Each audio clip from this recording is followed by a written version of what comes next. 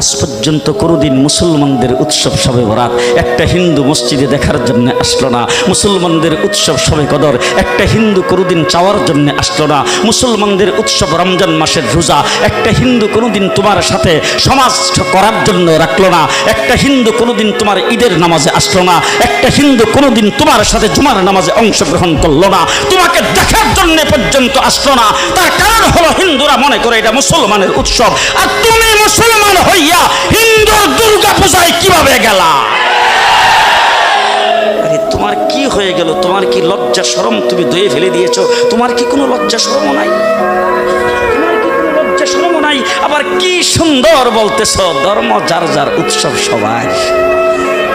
High high high, ও মুসলমান যুবকেরা ভালো করে শোনো, ধর্ম যার যার উৎসব সবার, তাইলে বিয়া যার যার বউ তো সবার।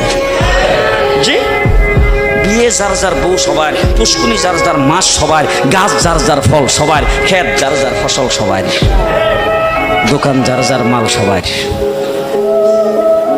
এখন ঘুমাইছে কি কথা বলেন না কেন? তাহলে আমার দোকানের মাল যদি আমার হয়, আমার ক্ষেতের ফসল যদি আমার হয়, আমার গাছের ফল যদি আমার হয়, আমার গাছের নারিকেল যদি আমার হয়, আমি বিয়ে করলে বউ যদি আমার হয়, মুসলমান আমার পুষ্কুনির মাছ যদি আমার হয়, তাইলে ধর্ম যার উৎসব তার।